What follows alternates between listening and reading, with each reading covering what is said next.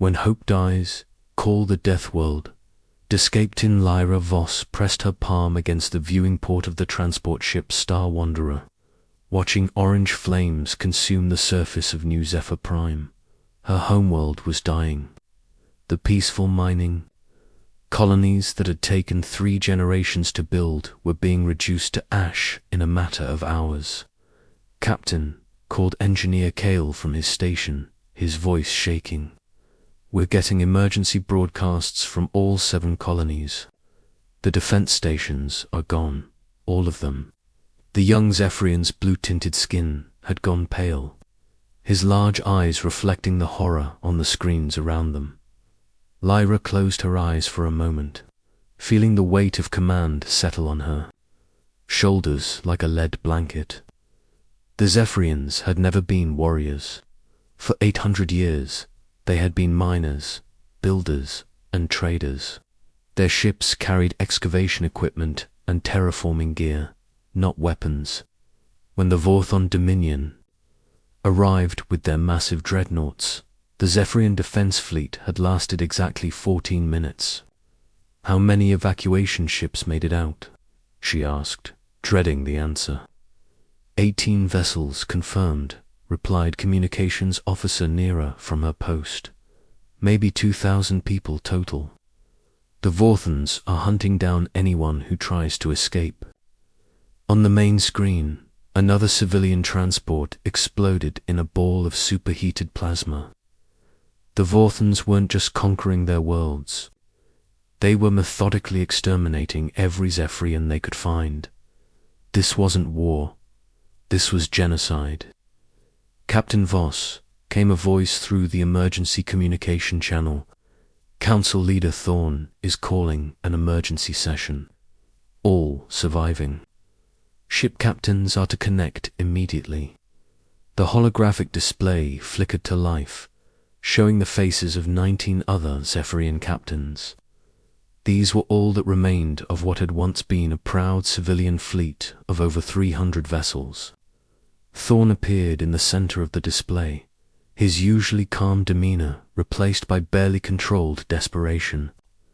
"My friends," Thorn began, his voice heavy with grief, "we are witnessing the end of our people. The Vorthon Dominion has shattered our defenses, burned our colonies, and scattered our population. Intelligence reports indicate they will hunt down our remaining ships within the next 72 hours. We have nowhere to run." Captain Decker of the mining vessel Bright Fortune spoke up. "What about the Galactic Coalition? We've been members for 4 centuries. They have to help us." "I've been in contact with Coalition leadership," Thorn replied, his voice bitter. "They express their deep concern and promise to file diplomatic protests. But they will not risk their fleets against Vorthon military might. We are abandoned." A heavy silence fell over the conference. Every captain understood the mathematics of their situation. The Vorthons had overwhelming firepower, superior numbers, and no moral restraints. The Coalition species were too afraid to intervene. The Zephyr had exhausted every conventional option.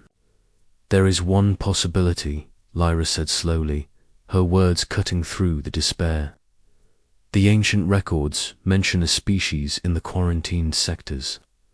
A species so dangerous that the Coalition sealed off their territory 47 years ago." The other captains shifted uncomfortably. Captain Vega of the transport New Dawn whispered, "You mean the Deathworlders?" The humans, even speaking the word, seemed to create a chill in the room.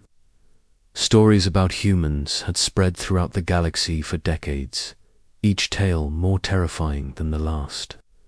They supposedly came from a planet so hostile that most galactic species would die within hours of exposure. The few documented encounters described humans as violent, unpredictable, and utterly ruthless in combat.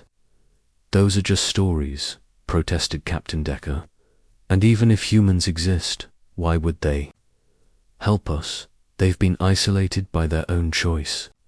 Because, Lyra said firmly, sometimes you need apex predators to fight other apex predators. The records indicate that humans respond to distress calls, even from strangers. Thorne studied the star charts floating beside him, sending a message. Into human space would violate Coalition quarantine protocols. We could face severe legal consequences. What consequences? Lyra asked angrily. The Coalition has abandoned us to die. Our people are being murdered while bureaucrats debate procedures in their safe chambers. If there's even the smallest chance that humans will help, we have to try. The debate continued for precious minutes. Some captains argued it was too dangerous. Others worried that humans might attack them as well. A few questioned whether humans even existed or were just galactic legends designed to frighten younger species. Finally, Thorne called for a vote. All in favor of attempting contact with human space. 12 hands rose slowly, including Lyra's own. It was enough. Engineer Kale, Lyra said, turning to her crew. Can you modify our long-range communications to penetrate the quantum barriers around the Sol system? Kale's fingers danced across his control interfaces. It will require substantial power modifications, Captain. I'll need to strip components from our mining equipment to build a proper transmitter. Give me 4 hours. We don't have 4 hours, Nera reported from communications. Vorthan Hunter squadrons will reach this asteroid field in approximately 2.5 hours. Lyra looked at her crew. These people had served with her for 6 years, following her through dangerous asteroid mining operations and hazardous deep space surveys. They had stayed aboard when they could have escaped in the smaller lifeboats. Now she was asking them to risk everything on what might be a desperate fantasy. If we send this transmission, she said honestly, the Vorthans will detect our position and destroy this ship within minutes. If we don't send it, they'll find us anyway, and our people will have no hope at all. The crew exchanged glances. Then Engineer Kale spoke firmly. Send the message, Captain. We didn't come this far to give up now. Lyra moved to the communication station. She had rehearsed what to say during the long hours of preparation. How do you ask complete strangers to risk their lives for people they've never met? How do you appeal to beings that the galaxy considers monsters? This is Captain Lyra Voss of the Zephyrian transport vessel Star Wanderer, she began, her voice steady despite her fear. Our civilization is being exterminated by the Vorthon Dominion. Our defenses have fallen. Our allies have abandoned us. 7 colonies destroyed, millions dead, and thousands more dying every hour. She paused, gathering her courage for what came next. We send this message to Earth, to the humans of the Sol system. We have heard that you are dangerous, that your world breeds warriors unlike any other species. We hope these stories are true.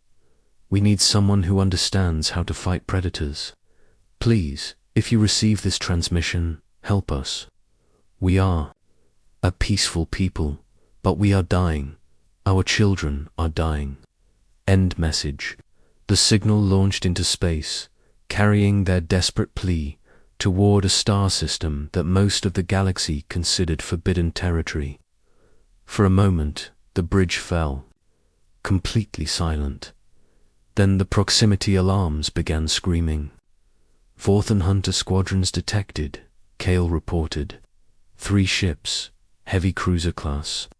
They're moving fast through the asteroid field. Time until they reach us, Lyra asked. 18 minutes, replied Pilot Chen from the navigation station. And our message. Nera checked her calculations quickly. If humans exist, and if they're monitoring communications, they should receive it in approximately 14 hours. Lyra smiled sadly. They would be dead long before any help could possibly arrive. But maybe, just maybe, they had given their people a chance. Maybe somewhere in the vast galaxy, someone would hear their call and care enough to act. The Vorthan ships appeared on their sensors, sleek predatory vessels designed for one purpose: killing anything that tried to escape their expansion. There was nowhere left to run. On Earth, Admiral Sarah Chen stood in the Strategic Command Center of Lunar Defense Station, reviewing reports from the Outer System patrol fleets. The morning briefing had been routine until Lieutenant Commander Hayes approached with an unusual expression on her face. "Admiral, we're receiving an anomalous transmission. Origin unknown, but it's definitely not from any human system. The translation protocols are working on it now." This was unprecedented. Earth had been effectively quarantined from galactic civilization for 47 years. After first contact had gone badly, very badly, the Galactic Coalition had declared human space off limits. Most alien species considered humans too dangerous for normal diplomatic relations. "Let me hear it," Chen said. The translated message played through the command center speakers. A female voice, calm but filled with desperation, described her people's genocide and specifically requested help from humans, calling them dangerous and hoping it was true. When the message ended, the command center fell silent. The alien captain had reached out to humanity in their darkest hour, asking for the one thing humans had always been good at: fighting impossible odds. "Ma'am," said Dr. Marcus Webb, the fleet's chief xenobiologist, "I've been tracking Vorthon expansion patterns through our intelligence networks. They're not just conquering territory. They're systematically eliminating species that can't defend themselves effectively." Chen pulled up the tactical displays, studying the red zones marking Vorthon-controlled space.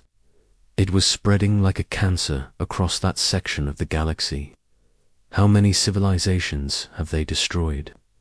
"At least 15 in the past decade."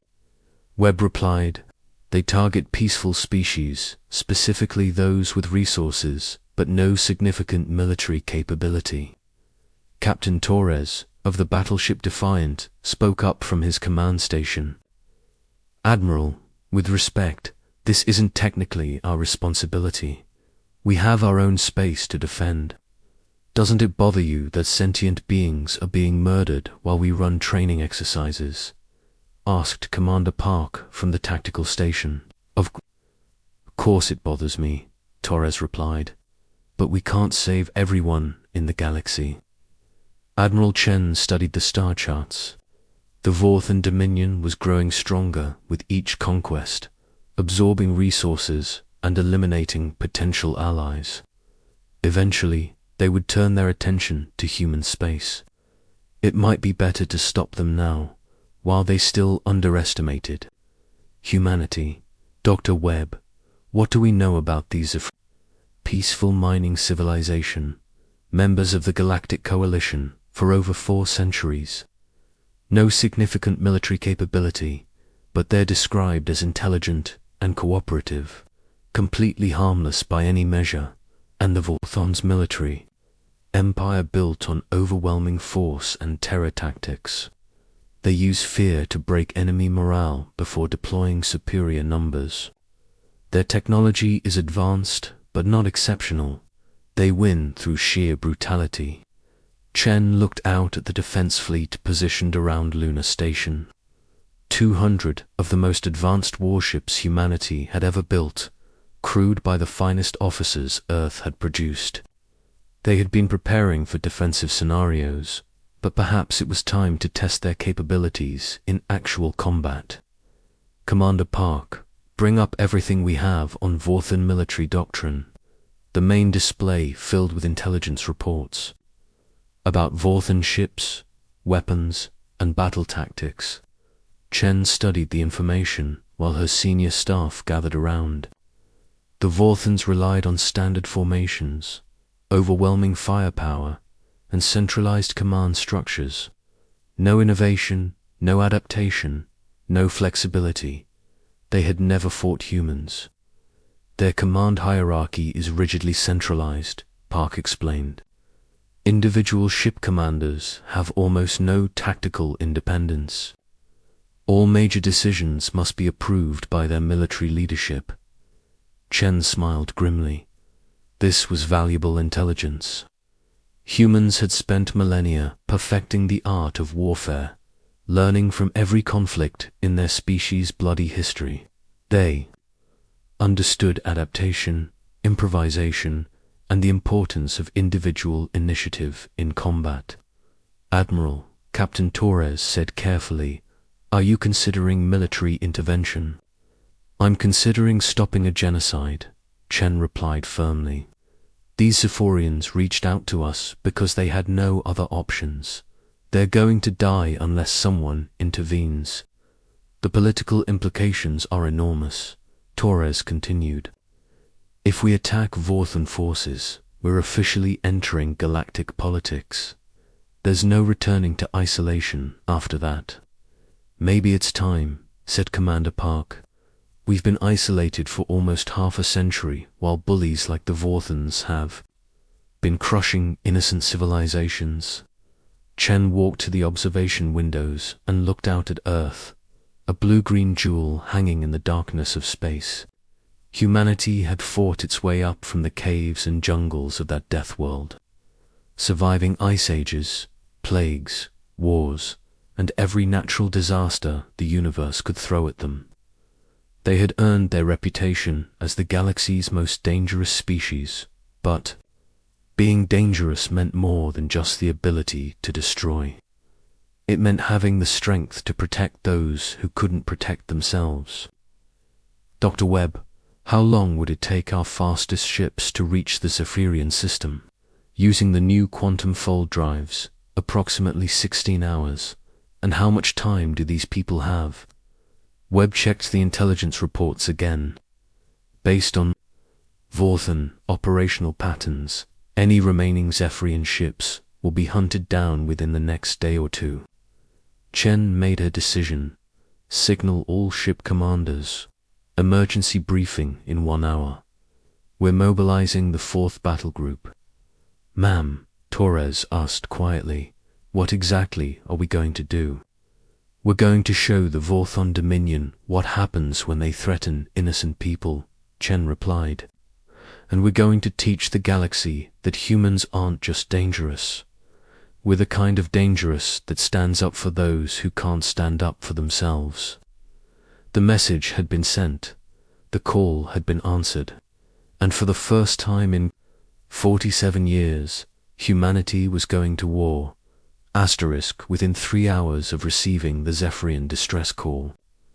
Admiral Sarah Chen stood before the largest gathering of human military commanders since the Coalition Wars. 200 ship captains appeared on holographic displays throughout the lunar station briefing amphitheater, representing the finest vessels in Earth's 4th battle group. "Ladies and gentlemen," Chen began, her voice carrying the weight of historic decision. "We've received humanity's first alien distress call in 47 years. The Zephirian civilization is facing complete extermination. Their attackers are the Vorthan Dominion, a military empire that specializes in genociding peaceful species." The holographic displays showed images of burning Zephirian colonies and the scattered remains of their civilian fleet. Many of the captains shifted uncomfortably as they watched the systematic destruction of an entire civilization. Captain Rex Morrison of the Marine assault ship Thunderbolt spoke first. "Admiral, what's our legal standing?" "We're technically still under Coalition quarantine protocols. The Coalition abandoned these people to die," Chen replied bluntly. "Sometimes legal standing matters less than moral standing. The Zephorians specifically requested our help because they had nowhere else to turn. Commander Sarah Kim of the stealth frigate Ghost Runner raised her hand. "Ma'am, what do we know about Vorthan military capabilities?" Dr. Webb stepped forward, activating the tactical displays. The Vorthans field approximately 800 ships of various classes. Their technology is solid, but unexceptional plasma cannons, particle shields, standard propulsion systems. They rely on overwhelming numbers and terror tactics, rather than technological superiority. Terror tactics, asked Captain Chen of the battlecruiser Retribution. They deliberately target civilian populations to break enemy morale, Webb explained. Their strategy is to make resistance seem hopeless, then move in with superior forces to finish any remaining military assets. Admiral Chen activated the star charts showing the Zephyrian system. The surviving Zephyrian ships are scattered throughout this sector, hiding in asteroid fields and nebulae. Vorthan hunter squadrons are systematically tracking them down. We have perhaps 18 hours before the last refugees are eliminated. "What's our objective?" asked Captain Morrison. "Complete tactical victory," Chen replied without hesitation. "We're not just rescuing survivors. We're sending a message to the galaxy that genocidal empires will face consequences. The Vorthans need to understand that humanity is back, and we don't tolerate the slaughter of innocents." Captain Torres of the Defiant leaned forward. "Admiral, with respect, 800 ships against our 200 seems like challenging odds." Chen smiled, and for a moment she looked every bit as dangerous as alien legends claimed humans were. "Captain Torres, you're thinking like a coalition strategist. We're humans. We don't fight fair." The briefing continued for another hour as Chen outlined the tactical plan. The 4th Battle Group would split into multiple strike forces, hitting Vorthan positions simultaneously while rescue teams evacuated Zephyrian survivors. It was complex, risky, and required perfect coordination. "This is a volunteer mission," Chen concluded. "Anyone who doesn't want to participate can return to Earth with no consequences. But those who come with me need to understand what we're doing. We're not just fighting a battle. We're announcing to the galaxy that humans are willing to stand up for the innocent." One by one, every captain in the battle group volunteered. Some spoke about duty. Others mentioned honor. Many simply said they couldn't stand by while genocide happened in their corner of the galaxy. Meanwhile, in the Vorthan command ship Dominator, Supreme Commander Vex studied the tactical reports with satisfaction.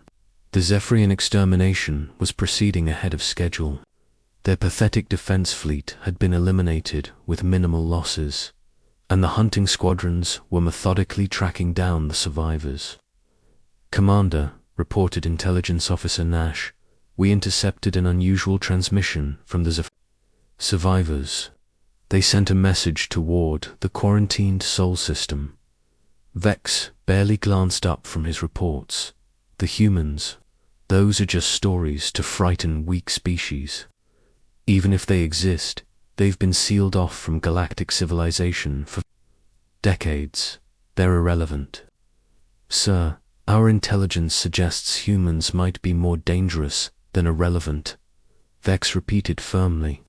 "Continue the hunting operations. I want all Zephyrian ships destroyed within the next day cycle." Nash hesitated. "Sir, what if the humans do respond?" Vex finally looked up, his scarred features twisted in contempt. "Then we'll add another extinct species to our list of conquests. The galaxy needs to learn that nothing can stand against Vorthan might." 16 hours after the distress call was sent, space itself seemed to tear open at the edge of the Zephyrian system. 200 quantum fold signatures appeared simultaneously, creating a spectacular light show. as the human fleet emerged from hyperspace at the center of the formation. Admiral Chen stood on the bridge of her flagship, the dreadnought Indomitable, watching the tactical displays update with enemy positions. Commander Park, status report. Sensors detect over 600 Vorthan vessels throughout the system, Park replied. They're spread across 12 different positions, hunting survivors. Perfect. They've divided their forces for us. Chen activated the fleet communication channel. All ships, this is Admiral Chen. Execute battle plan Gamma. Strike teams Alpha through Delta. Proceed to your assigned targets. Rescue squadrons, begin evacuation operations immediately. Remember, we're not just here to win. We're here to send a message. The human fleet dispersed like a pack of predators, each strike force heading toward its designated target. The Vorthan had superior numbers, but had scattered their ships across the entire system. Now they would face concentrated human forces at multiple points simultaneously. On the Vorthon command ship, alarms began screaming as the sensor operators detected the massive human fleet. Commander Vex, shouted Nash. Unknown vessels emerging from hyperspace. Massive formation, military configuration. Impossible, Vex snarled, rushing to the tactical displays. The Coalition doesn't have a fleet that large in this sector, sir. The ships match no known Coalition design. They're human vessels. For the first time in his military career, Commander Vex felt something approaching fear. The legends about human warfare weren't supposed to be real. They were stories used to keep younger species in line. All ships, converge on the main fleet, Vex ordered. We'll crush them with superior numbers. But the humans had no intention of fighting a conventional battle. Strike Force Alpha, led by Captain Morrison's Marines, hit the Vorthan supply depot with devastating precision. 20 human ships appeared without warning, launching concentrated missile barrages that overwhelmed the depot's defenses in minutes. Simultaneously, Strike Force Beta ambushed a Vorthan hunter squadron pursuing Zephyrian survivors. The human ships used the asteroid field for cover, appearing and disappearing like ghosts while their weapons systematically destroyed the larger Vorthan vessels. Status report, Vex demanded. We've lost contact with hunting groups 3, 7, and 9, Nash reported, his voice shaking. The supply depot at Kepler Station is gone. These humans are using tactics we've never encountered. On the human flagship, Admiral Chen watched the battle unfold with grim satisfaction. Commander Park patched me through to the Vorthan command ship. Moments later, Vex's scarred face appeared on the communication screen, his expression a mixture of rage and confusion. I am Admiral Sarah Chen of the Earth Defense Force, she said calmly. You are conducting genocide against the Zephyrian people. This ends now. Human, Vex spat. You are outnumbered 3-1. Surrender now, and we might allow your species to survive. Chen smiled coldly. Commander, you seem to be confused about our situation. You're not fighting a coalition fleet that follows predictable battle doctrines. You're fighting humans. We've been perfecting the art of war since before your species discovered fire. The communication screen flickered as another Vorthan position was eliminated by Strike Force Gamma. Impossible, Vex shouted. We have superior numbers. You had superior numbers, Chen corrected. But you scattered them across the system, chasing civilians while we concentrated our forces. That's the first lesson in human military doctrine. Always fight from a position of strength. The battle continued for another 2 hours, but the outcome was never in doubt. Human strike forces systematically eliminated Vorthon positions, while rescue squadrons evacuated the surviving. The humans used tactics the Vorthons had never encountered: coordinated strike groups, adaptive formations, and individual ship commanders authorized to improvise as situations developed. When the detonator finally exploded under concentrated fire from 3 human battleships, the remaining Vorthon forces scattered in panic. Many fled the system entirely, carrying word of their defeat back to Vorthon space. Captain Lyra Voss stood on the bridge of her damaged transport ship, watching in amazement as sleek human vessels moved through the debris field, their crews working to rescue survivors. She had sent a desperate message into the darkness, hoping against hope that someone would hear. Instead, an entire fleet had answered her call. "Captain Voss," came a voice over the communication channel.